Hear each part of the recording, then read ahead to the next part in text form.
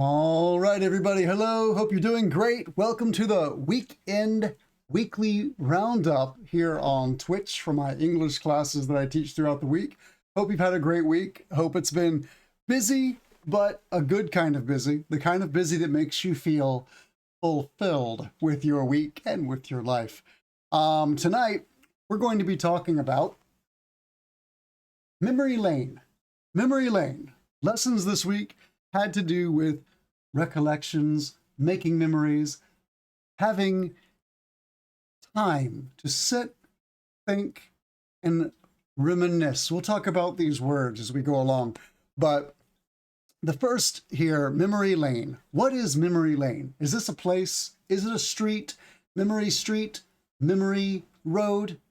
Not exactly. It's memory lane. This is a place that exists in your mind. When you sit back at night, like I do often in my chair here after I teach classes, I'll sit back, have my fake firelight here in the background, and I like to just sit and think about things, life, memories.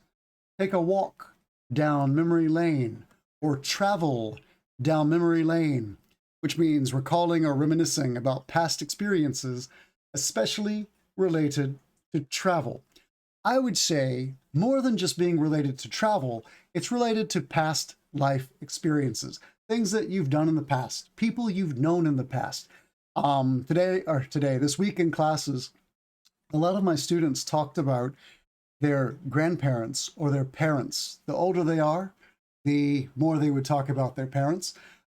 People who may not be alive anymore, people that they miss, people they haven't seen in years. Because, as we go through life, we go through different seasons, we often say. You have your spring years, your summer years, your fall years, your autumn years, and then your winter years.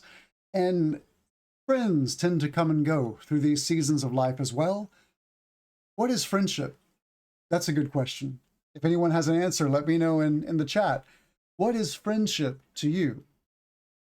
Friendship to me, is someone that I can talk to and have shared experiences with, someone who sees life in a similar way, but not always. We don't have to be as defined as that. It's okay to have different ideas, different thoughts and opinions, and we can talk about these things. And that's the important part of friendship, is being able to talk about your life experiences, whether you agree with them or you share them or not. You can talk about them and consider them without denouncing them or without making them sound like they're littler or less than your own experiences, or vice versa. You don't want someone who's going to make you feel that way, and you don't want to make someone feel that way yourself, because it's not what friends do. It sounds like what I tell my daughters all the time. If you have a friend who is too challenging, it's okay to be challenging. Challenges are good in life. But if you have someone who's too challenging, then you just don't have an organic, nice, comfortable, that's a good word, a comfortable relationship with these people. To reminisce, I use this word in my introduction. To reminisce is to indulge in enjoyable recollection of past events or experiences. So what that means is it's just to think about. When you reminisce, it's more than just remember or recall. When you recall something, oh yeah, I recall that. Oh yeah, I remember that. When you reminisce, it implies that you spend time thinking about what you're reminiscing about, right? So it's a deeper relationship or deeper interaction with your experiences and your memories to reminisce about something. Of course, to indulge in enjoyable recollection of past events or experiences, which, again, reminiscing is often enjoyable. It's something you want to do. I want to sit back, I want to lean back and think about what I'm reminiscing about, right? That's sort of doubling up on think about and reminisce. No needs, hey, Faku, how you doing? Hello, teacher. I passed quickly because I can't stay since tomorrow I get up early to go and do paperwork. Oh no. Many successes in the stream, and then I see it to learn. Yeah, of course, please watch the post stream. I'll also post these on YouTube. YouTube, There is Bridge School Online, Rice JD on YouTube. You can find these videos. There's some other videos there, some of the gaming content, and some other lesson type material that I've created in the past. There'll be more and more there. I would say YouTube, the Discord, Faku. If you haven't joined the Discord, join it. If for some reason the link doesn't work, let me know and I can send you the link. Also remember JD Matt on Instagram. I will have something else on Instagram throughout the week. I just haven't had time to make all the updates, get everything going for the stream. I had to do an update for OBS and for Stream Deck. And I knew I've spent 3 years, or I took 3 years waiting to do this update because I knew the moment I did it, I would have to relink and fix all the problems between OBS and Stream Deck. So yeah, that's kind of where I am now. There are a few buttons on the Stream Deck that work and a few that don't. And I don't know why, but I could not handle looking at it anymore this week. But fact you, please watch the post stream. Please check out YouTube. Everybody else too, check out YouTube, check out Instagram. There'll be more and more content coming along. If you're just joining here, also Faku, if you're still around, take a look at this Minty screen here. You can take your phone and where is my phone? My phone is down here. If you take your phone and of course you go to your camera, you can scan, well, I'll do it like this. How about that? You can scan that QR code right there and it's going to link you directly to this Minty map and you can tap where you're from. If you're using a phone, it's not the easiest to tap exactly where you live. So just do the best you can. You'll tap it and then you'll hit submit at the bottom. I'm going to use these throughout these classes on Twitch to add a little bit of interaction. This one is going to be a staple. I'll always have the map hiding somewhere. Probably, most likely it's going to be in this top corner, but it's going to move around. So I'll keep it very small sometimes and you'll barely be able to see it. Other times I'll make it nice and big so you can see where everyone's from. And we'll start collecting a map with people who are watching the stream and we can visually see where they live, where they're at in the world. I'll also have some other quizzes and things that I'll prepare in the future, but right now, still getting all the tech together. I design all of this myself. All the titles you see, all the logos you see, all of it. It's all something I've worked on to create. That's been the fact or the point of my stream for as long as I've had it. Really, it's to help me remember how to create motion graphics, to create title graphics, and then also to lay out my broadcasts myself. This is educational for me too, because I used to do this more professionally, but it's been a while, and Twitch gives me an excellent platform to practice this craft, and it's something I like, I care about a lot, so it makes sense to put a little time into it. Hopefully you guys realize how much time goes into it by the content you're getting from these short little lessons on Sunday nights on Twitch. Again, they'll be 30 minutes, probably, most of the time, maybe longer. Like last time Faku came in and we had a nice long talk. And we spent, I think, 1 hour and 20 minutes. I planned for a 20-minute tech demo stream that night. We kept going. Anyway, let's continue with this little lesson. So we talked about memory lane, travel down memory lane, walk down memory lane. Both of these idioms have the exact same meaning. To reminisce. To reminisce is to indulge in enjoyable recollection of past events or experiences. Here's another word. This is a complicated one, but it's one that I really like. I think it's a good one to know, and it gives you, I would call it, spicy vocabulary. This is one of my buttons on Stream Deck that's not working, but here we go. Spicy vocabulary. This is a good word to know. It makes you sound like you know some English if you know this vocabulary. The definition of wax nostalgic. You'll hear nostalgia in there, right? Nostalgia, thinking about the past. To wax nostalgic is to talk about or dwell on past experiences with fondness or sentimentality. I would think of the word wax like the waxing moon and the waning moon. So you go from an eclipse or a new moon, where it's not really an eclipse. I shouldn't say that. A new moon where you can barely see the moon at all, to what we call a thumbnail, and you can see a little bit of moon, and then it gets bigger and bigger as it waxes. The moon waxes as it gets bigger and bigger, and it wanes. W-A-N-E-S, wanes. I'll type that in our chat so you can see it. It waxes and wanes. This is how we describe the movement of the moon, the sizing of the moon. But wax nostalgic is to, kind of like the moon, sit around and think about your past. You talk about or dwell on past experiences with fondness or sentimentality. Sentimentality, when you see the word sentiment, the root sentiment, it means feeling. It has to do with your feelings. So you feel something, a fondness. Fond, to be fond of something, is to like something. It's to enjoy something. You're fond of it. You like it.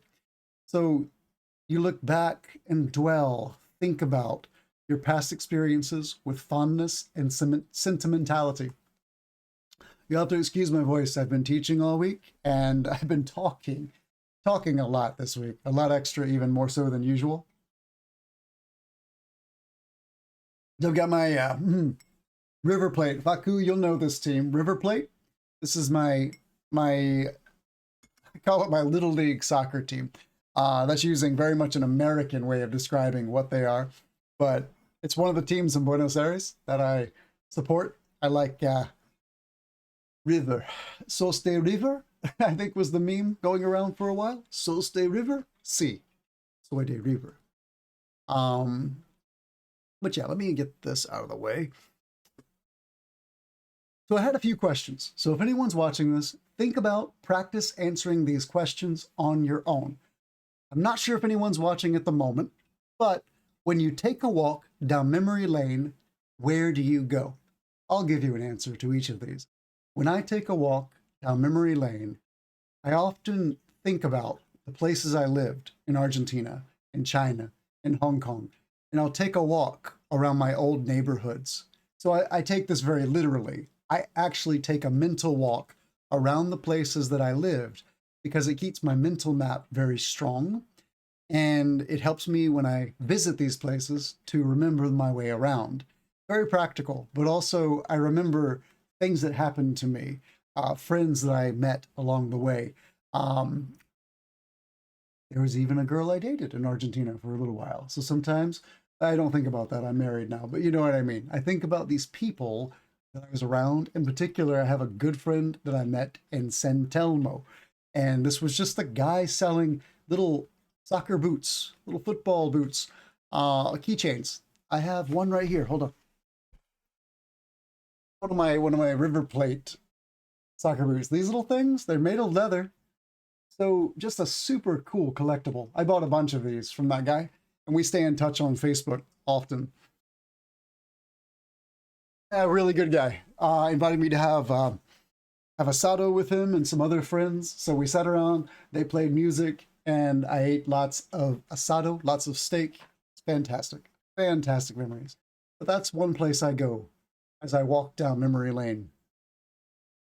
Are there any memories that you wax nostalgic about? I mean, again, living internationally, I often will think about teaching English in China, or I'll think about the presentation that I gave at the Comparative Education Society's conference in Beijing. We were at Beijing Normal University, and I was sitting practicing my presentation on, it was one of the school tracks. So like track and field where people run, they have the races. I was sitting in the bleachers, which are the benches overlooking the track. I went to the top, sat there looking down, and I watched, I don't know if it was a gym class. I don't know if it was a group of track runners racing each other. It looked fairly official, but it didn't look like it was a standardized race or anything. But I sat there practicing my presentation with these people running around the field below. Pretty cool memory. I've always liked sports fields and sitting around sports fields studying. I was a field manager in university and a referee in university, so I spent a lot of time in these places. And I think it's just become a comfortable environment for me to focus and get things done. So I wax nostalgic. I feel very good when I think about the sports fields that I managed or a sports field that I studied by, like the one in Beijing or in Argentina too. Same thing. There are many places. Even in Hong Kong, there was a rugby field that I used to sit by and watch, local teams. It was not a well-known team. It was just one of the small, probably teams made of, say, I would guess U40 adults, right? They were probably 20s and 30s mixed together. And I just remember sitting there studying, reading, working on things, watching them late into the evening sometimes play. Do you have any negative memories that you choose to remember positively? This one, ooh, this is a tough one. I was hoping somebody else would be in here to answer this because this one could be a personal one. In this situation, my response is personal. I would say my ex-girlfriends. I choose not to remember the negative things. I choose to remember the positive experiences, right? I remember what I learned from these people and the places that I visited with these people. Not sitting around romanticizing them, but sitting around thinking about the good things that happen because of those relationships. I don't feel like it does me any good. There's no benefit to me saying, I hate this person because they are this way or that way. It's not my way, not my style. I'm not going to do it. I don't benefit from it. They certainly don't benefit from it. Not that I want them to benefit from it. I'm not quite that nice, but you know what I'm saying? I just choose to remember the good times and let the bad times go as much as I can. And that's true for most things in life. So wax nostalgic. And then we have another idiom, rose-tinted goggles. Now, or rose-tinted glasses, excuse me, rose-tinted glasses. Now, rose-tinted glasses would be looking back at your past, kind of like I referred to my ex-girlfriends and remembering the positive things. When you look back with rose-tinted glasses, you're overly positive, overly optimistic of the past, and you ignore the flaws or hardships. You look back and you think, oh, this girl or this guy was perfect. And, it's just such a great relationship. And it didn't work out. And it didn't work out for a reason. Whether it was you, whether it was them, I don't know. But if you look at it through rose-tinted glasses, you only see the good and say, oh, I wish it was still part of my life now. I wish it was still the same because it was so good. When, in reality, maybe there were lots of arguments. Maybe you did something. Maybe they did something. Maybe there's a reason that you're not talking to each other anymore. So looking through rose-tinted glasses, again, is being overly optimistic, overly positive, and it's more than waxing nostalgic and just thinking about the good things and being sentimental. Rose-tinted glasses mean that you're looking at it and it's almost like you're creating a positive situation when it wasn't really that positive by itself. Hopefully that makes sense. Please send me messages, ask questions after these classes. The best place to do that right now is probably going to be, this is the challenge. Actually, it's always the Discord. Join the Discord. There's a link on the Twitch profile, my Twitch profile. And actually, do I have it? I did have it at one time programmed here. Let's see. Exclamation point Discord. I don't know if this is active or not. There we go. This should work. If it doesn't, let me know. Let me know when you can. Also, there is my Instagram, JDMAT at Instagram. Either of these will work. I'll do a whole, actually, I don't think I have the socials links up. We'll see. Shazam. There you go. Right there. Even better. Facebook, I would just ignore. I'll remove that one later. TikTok, not the best, I guess, either. Twitter, it's there. Not the best, but you can send me a message on Twitter. That works. Do what you can until I get these cleaned up. These were set up probably a year and a half ago. and I haven't really touched them. So I need to review all these. This is why I wanted to do the tech demo last week, so I can sort through what's still here and what I need to work on, what I need to add. And this tells me what I need to do. Let's see. Do you think this is a good way to remember things? Is it good to look back with rose-tinted glasses? I would think about this from my perspective as whether it's healthy or not to look back with rose-tinted glasses. It might not be healthy to think about past relationships and think about them in an overly positive manner. It's good to know why things didn't work, just for your own peace of mind. It may be you, it may be them. Again, assigning blame to them and then telling everybody this person did that, this person did, that's not usually the best approach. But if you know what happened that went wrong, then you have a chance to either not let it happen again, or maybe even when your relationship with that person ends, you can end on a good note. You don't have to be friends, best friends, or anything, but you can at least get along with each other. If you can recognize what was wrong, talk about it, hear that side of the story, tell your side of the story, then everybody's happy. That's a hard thing to do, I know. But looking through rose-tinted glasses, you might ignore lots of bad things that happen and continue making the same mistakes in the future. My 2 cents about rose-tinted glasses. All right, the last part of this lesson is an actual lesson. This is the real deal. Reported speech. Reported speech, also known as indirect speech or indirect discourse, is a way of reporting what someone else has said without quoting them directly. In reported speech, the speaker conveys the meaning of the original statement or question using their own words. So think about a reporter on television. They report the news. They didn't experience the news themselves. They report it. They talk about it. When transforming direct speech into reported speech, there are several changes that typically occur.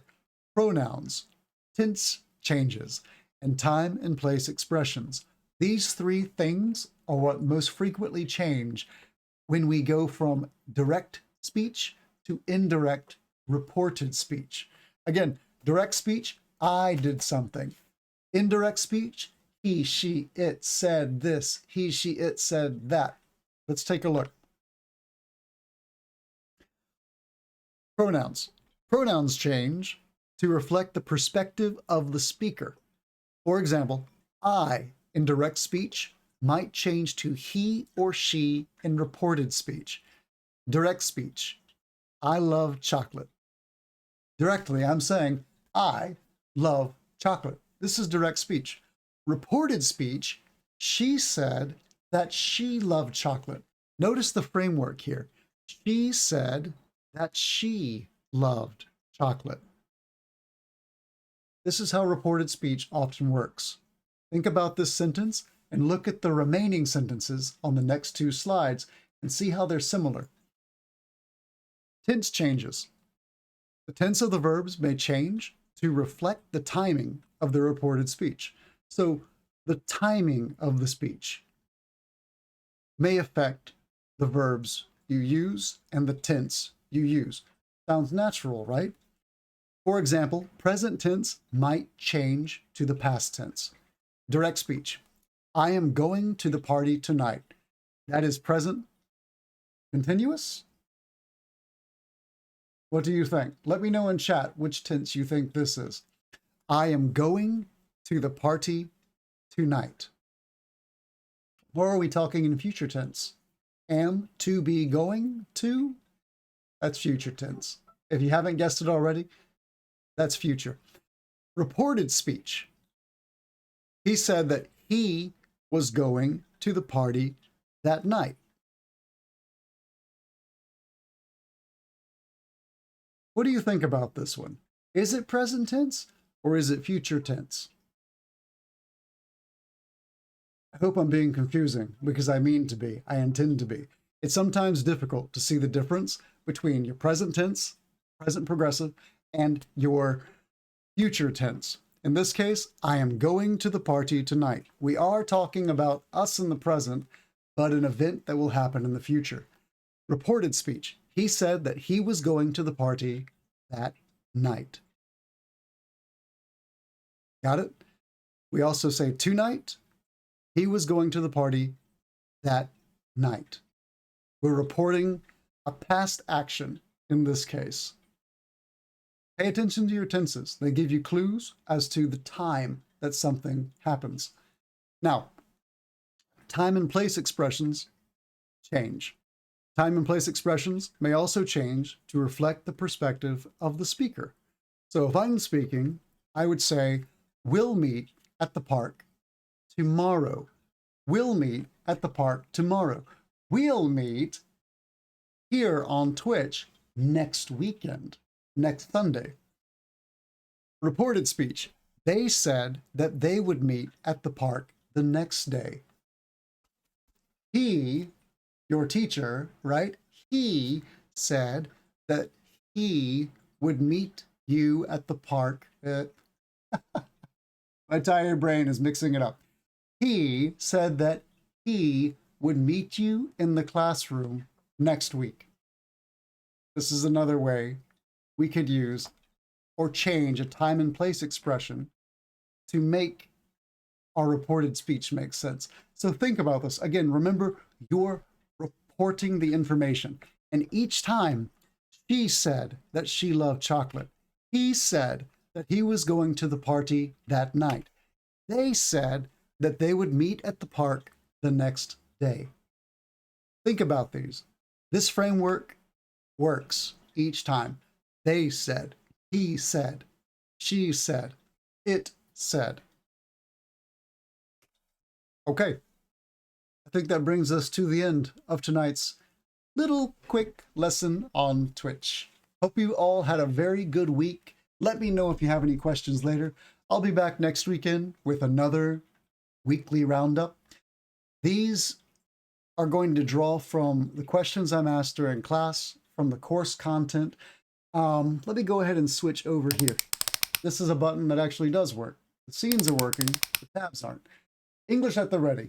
If you're looking for more contact, more discussion, please check out englishattheready.com or English at the Ready on Instagram. This is a direct link to the classes that I'm teaching weekly. We have group classes, and we offer group classes, video lessons, and master classes on the weekends. It's a good way to practice your English while joining a club. It's the English at the Ready Club. And what makes it a club is we have lots of group interaction with other people who are also learning English. Most people in our club have a conversation partner that they talk to once a week, maybe twice a week sometimes, and they have however long they want. An hour discussion is pretty common, but they'll talk to each other about the lesson material from the week and practice talking in English. What we realized is a lot of people don't get the opportunity when you're working a job professionally, when you get into your late 20s, into your 30s, your 40s, or older. You don't really want to go back to university and pay a lot of money for the English classes you would get there. And training centers leave some big gaps. They focus so much on book material and on memorization and what we call memorization and regurgitation. You memorize it and you spit it back out. What we work on is relationships, discussion, and just like this class, you ask questions, we give you thorough answers and teach along the way. We found this to be much more effective than traditional on-site classes. Also, they're online. Every one of our lessons is through Zoom. And yeah, you can take the classes from anywhere you are. Anyway, please, you have any questions? You can ask me directly. Use the social media links here. Discord is the #1 best way to contact me. Twitter's probably okay. Instagram might be okay too, but I need to work on my branded sites for those a little bit and make contact easier. Discord 100% is the easiest way. All Twitch streamers, all Twitch gamers use Discord. So join ours, say hello, ask your questions for everyone else to see, or you can send DMs if you feel more comfortable, but I prefer to keep it in the main chat because I like to share what's going on with other chat members. We're small right now, but in time, I have complete faith that we'll grow bigger and bigger. I think that's all I've got for you tonight. Thank you for watching. I enjoyed it. If you catch this on YouTube, make sure you subscribe, make sure you follow.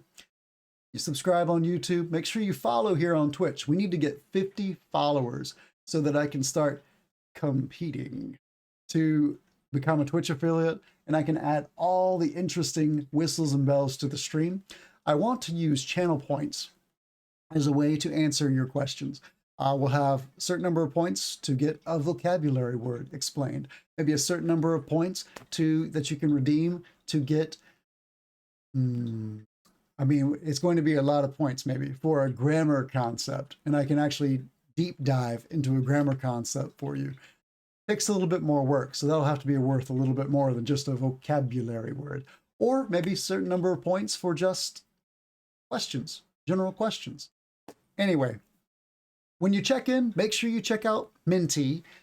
Scan that QR code. I'd love to see where you guys are from. That's a lot of fun for me and should be a lot of fun for everyone else to see. I am going to call it a night. Another idiom. Call it a night and get ready for bed. It's been a long week. Sundays are incredibly busy days for me. And I'll tell you what, I made it through. I'm doing okay. I'm still upright, but I won't be for long. You all take care. Make some good memories, and I'll see you next week. Baku, thanks for checking in. Sorry you couldn't be around longer, but check it out later. Ask me questions. Find that Discord link. Let me know if it doesn't work. I'll double check things this evening, and I'll see you all next time. Bye-bye. Take care.